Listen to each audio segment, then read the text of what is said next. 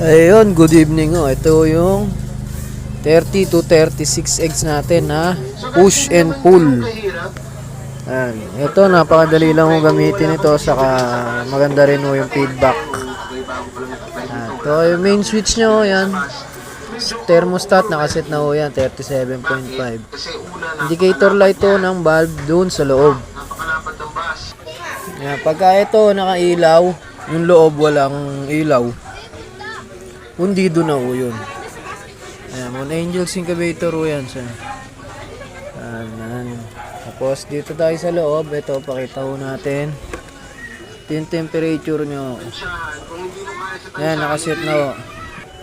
Ayan, 37.5 ho. Nakaset na ho yan. Calibrated na siya. Ayan. Ito yung setter nya. Dito yung hot chair, dito sila magpipisa, bababa na dyan. Tapos ang tubig dito sa side na to, maliit na tupperware kung meron kayo dyan. Kasi ito yung pang push and pull nya, yan. Dito sa side to, nakaset. Bali po push and pull nya ng umaga, tapos sa hapon, tapos sa gabi.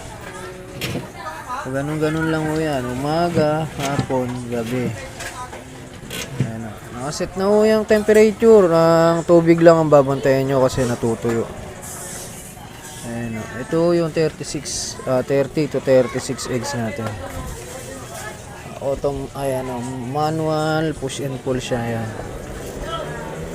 Okay o. Salamat to.